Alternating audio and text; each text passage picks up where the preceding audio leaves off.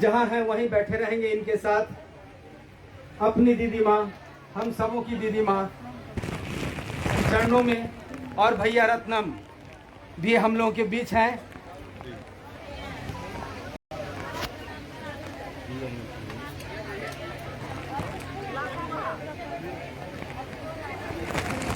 भाई रत्नम, बहन गौरी, दीदी बरखा, अन्नू भैया, मोनू भैया, समस्त परिवार के सदस्य, गृहस्थ जीवन के प्रतीक, साक्षात प्रतीक आज हम लोगों के साथ खड़े हैं दीदी माँ के चरणों में। हम सभी इनके साथ दीदी माँ की तस्वीर पे माल्यार्पण कर रहे हैं इस भाव से कि माँ शक्ति दीजिए, आशीर्वाद दीजिए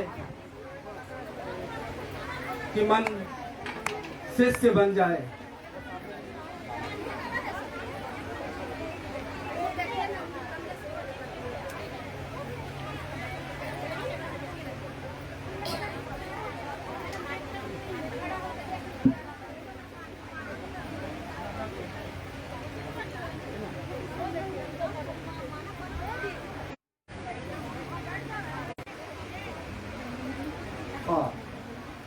थोड़ी देर बाद हम सभी लोग, जितने लोग यहाँ उपस्थित हैं, अपनी दीदी माँ के चरणों में बारी बारी से आएंगे।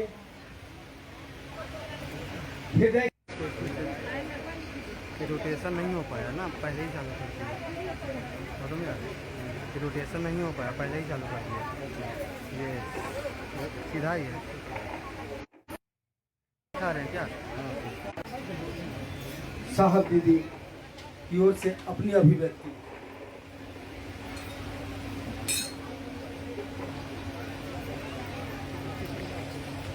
अपने गुरु महादेव और आप सभी को मेरा प्रणाम है। लेकिन हमारी अनुभूति, आपकी अनुभूति यही कहती है कि 18 सेकंड के लिए भी उन्होंने हमारा आपका साथ नहीं छोड़ा। गिनती में आता है, वर्ष आएंगे वर्ष जाएंगे। हमारे आपके मन में, हमारे आंखों में है, उसको लेके आगे बढ़ने की जो हमारी आपकी श्रद्धांजलि देना एक नियत तारीख को परिपाटी है, नियम है, संसार का नियम है कि आज ही के दिन उन्होंने शरीर त्यागा था, तो हम और आप उनकी स्मृति को याद करते हैं,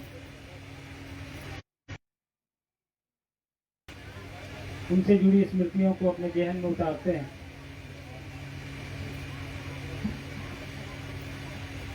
लेकिन उनका जो उद्देश्य है वो हमारे आपके जीवन से एक सेकंड के लिए भी अलग नहीं होना चाहिए।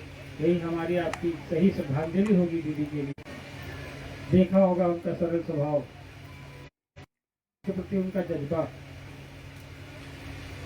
हॉस्पिटल में भर्ती रहने के दौरान भी अपने बगल वाले बिस्तर वाले को, वहां काम करने वाले अटेंडेंट को, नर्सें या कोई उनसे मिलने आता था, उसको भी है अपने महादेव से, अपने गुरु से, उनसे दया की याचना कर रहा है। शिव के शिष्य की ये एक पराकाष्ठा है। महादेव का क्या कान भी खींचा, कभी उनको गुस्सा होते हम लोगों ने देखा ही नहीं। पूरा बचपन उनके साथ बिताया। ये सही बात है कि आज वो जितना मुझे भी है, हम आपके कष्ट को कम नहीं आंक सकते। जीवन पर्यंत हम लोगों ने साहब और दीदी को देखा, तो आपने देखा। दीदी को हमेशा हम लोग कहते थे, एम्स में भी डॉक्टर क्या बोलेगा, तुम पिलाओ ना हमको। तो उस समय भी वो अपने जीवन के प्रति कभी निराश नहीं हुई। दीदी के पद चिन्हों के पन्ने चलने वाले लोग हम लोग हैं। दुनिया के सामने एक आदर्श प्रस्तुत करेंगे, तभी हम लोग दीदी को पूरा करेंगे। यही श्रद्धांजलि होगी और उनसे आशीर्वाद की कामना करिए। आइए हम लोग मोनू भी ऐसे उनकी अभिव्यक्ति को सुनते हैं।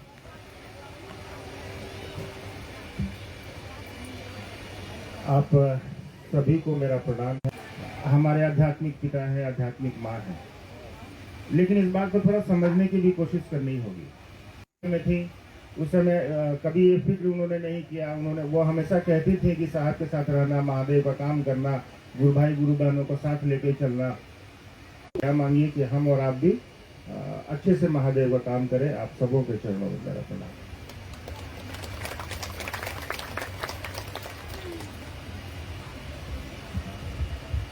दीदी माँ अपना के प्रति फोन उनके लेके आइए ना संकल्प के प्रति। दीदी के पास, आप फोन लेके आइए ना। इसके पहले हमारे बहुत पुराने गुरु भाई यहाँ पे आइए। जिन्होंने साहब दीदी के साथ अपना समय भैया के गुजारा पास। है, स्मरण इस बेलम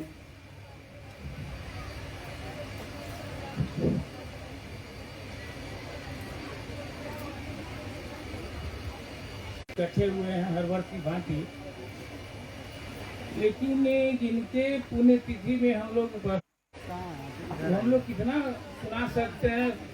तो कम से कम हमको लगता है कि लाखों शिष्य हैं जो इनके अनुभूति से अवगत हैं, और ये एक ही लाइन के लिए हमारे साहब कई बार उनको बोले भी कि बिना सोचे समझे सबका ले लेते हैं। तो बोलते थे कि जब इस दरवाजे से कोई रोते हुए लौटेगा तो फिर कहाँ जाएगा।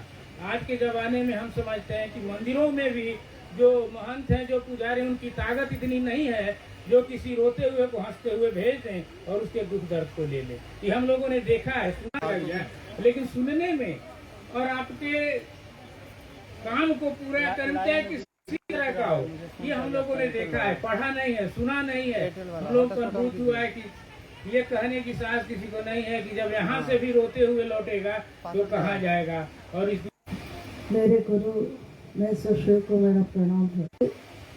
बात सुन रहे थे, जब एक छोटे से घर में साहब और दीदी अपने लौकिक परिवार के साथ रहते थे और उस परिवार में आने वाले हर शिव शिष्य का दिल से स्वागत करते, उसके लिए अपने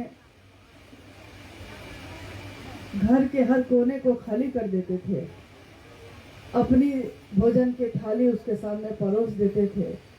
और सच ही कहा अभी इन्होंने कि अभी तक तो कोई दरवाजा ऐसा नहीं मिला जहां जाने पे गए थे तो आंसू लेकर और लौटे तो हंसी लेकर लौटे हैं। कहा है कबीर ने कि जब कोई पैदा होता है इस धरती पे तो वो रोता है, बच्चा रोता है तो घर के लोग और समाज के लोग हंसते हैं, खुश होते हैं। लेकिन ऐसी करनी कर चलो मैं हंसूं जग रोए।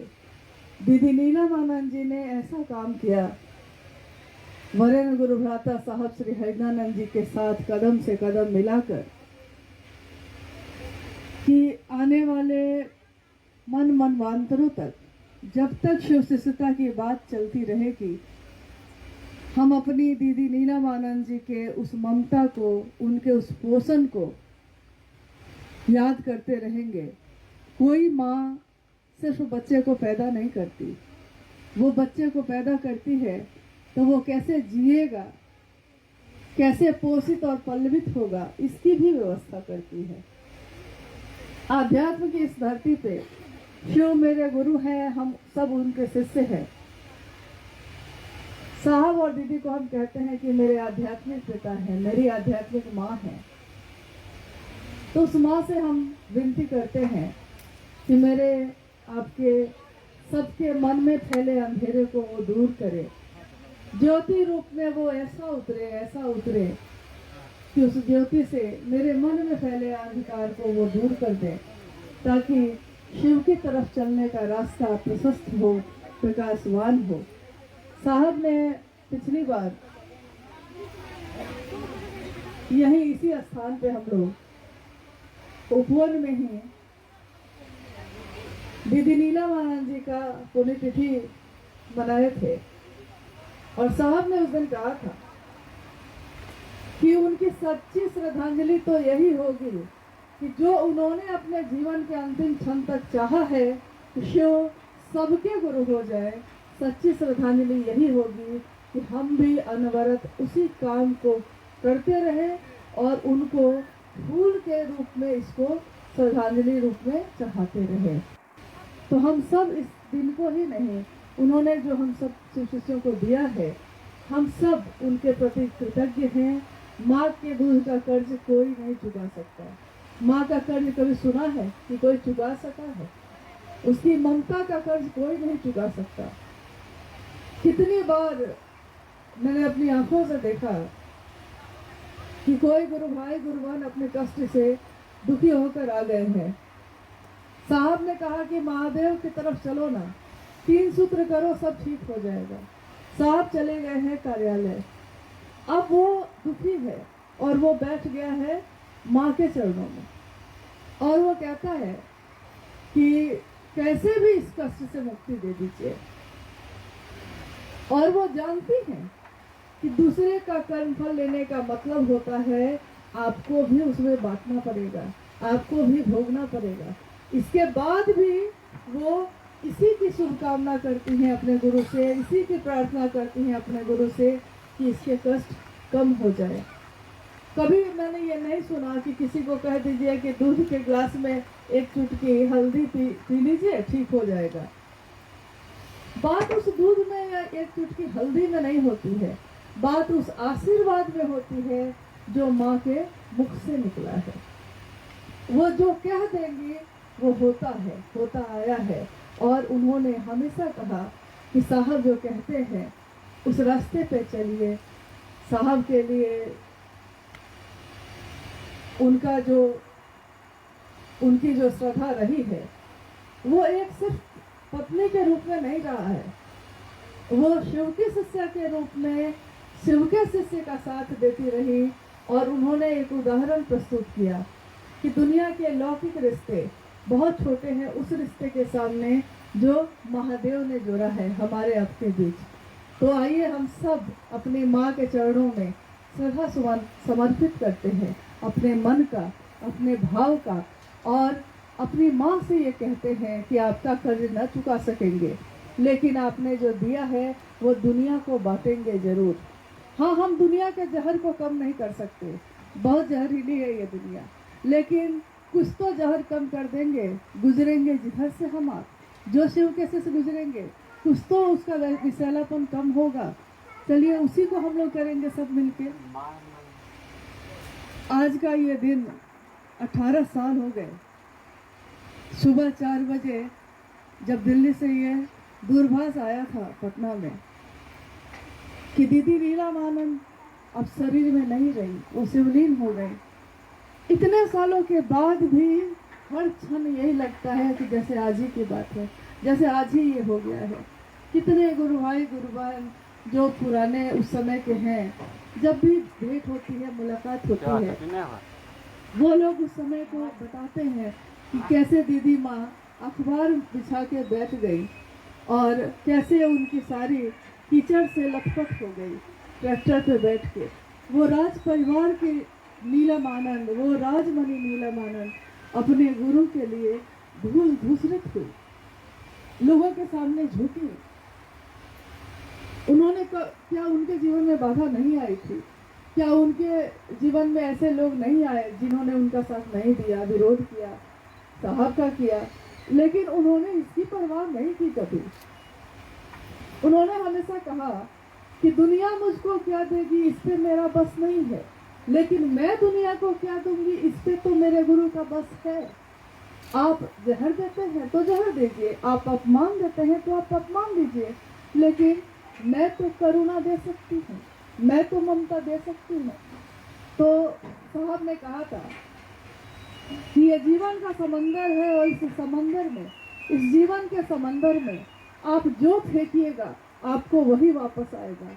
आप इस समंदर में चप्पल फेंकिएगा तो आपको वही चप्पल वापस आएगी, याद रखिएगा।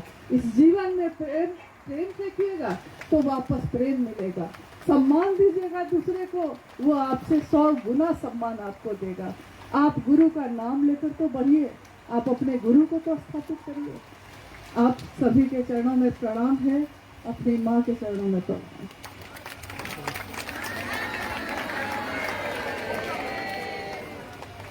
चलिए